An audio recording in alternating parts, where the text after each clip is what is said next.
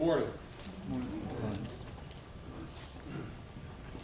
Is anybody familiar with Executive Order 13423? Does that mean anything to anybody?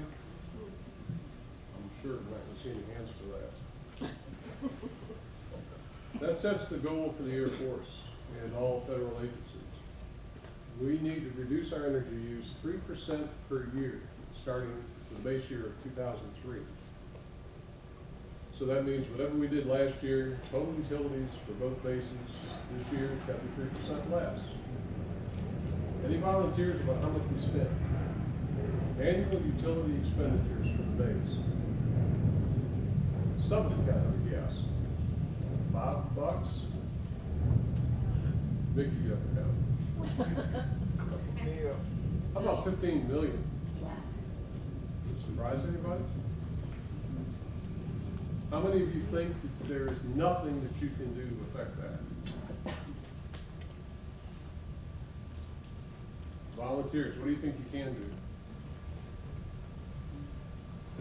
Turn lights off when you're exiting the room. Okay, there's one good thing. What else?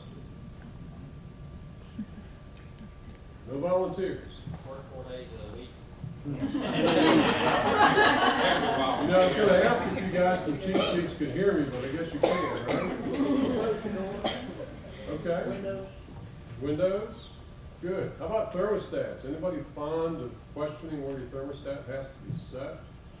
Please don't anybody say no. We get too many phone calls for that. Volunteers, do you know where you need to have your thermostat set in the summertime? 74 to 78. Exactly. Great. If you need something besides that, so you know where to go to find out. One of the things that is published every year with the Wing Commander's approval is the base energy plan. And in there, you're going to see where your thermostats for every workspace on the base can be set. So in educational spaces, for example, in classrooms, there is a waiver that's been granted this year where the thermostat can be set at 74.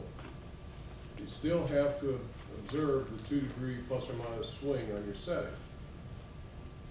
If you can't get that, if you're uncomfortable, what do? Call CD. You don't count, but the first 2 presenters cover the fact that you turn into 332 if you got a real problem, or you call service. Call CE. Tell them that you're too hot or too cold, but make sure that you really are. Okay? So if there's an issue with AC, do we call the service desk or that number? You can call me and I'll get in touch with service. I promise you. You should direct your call to service. Okay? But don't be afraid to call them because I'll reach the call for you. If it's not working properly, you believe it's not working properly, call 3333, come look at it. Larry can help make sure it's the system overall, the set points you're calling also.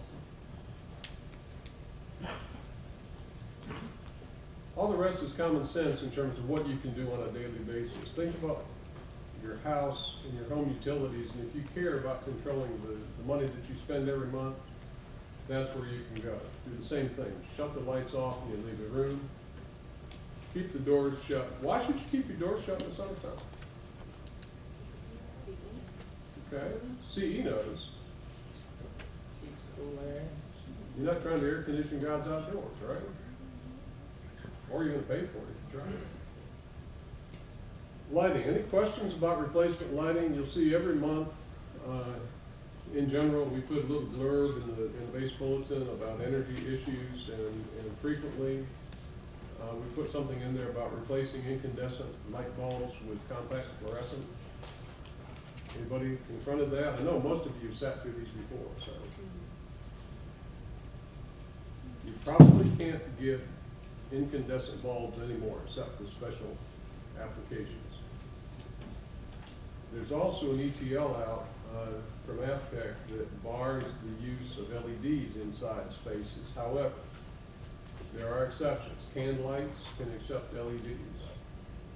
Wall washers, accent lights can accept LEDs, particularly for those facilities on the circle. Yes, What's the reason behind the ban on LED lights? it's not cost effective. An example would be, we probably pay $2 or $3 a tube for these fluorescent tubes in this auditorium.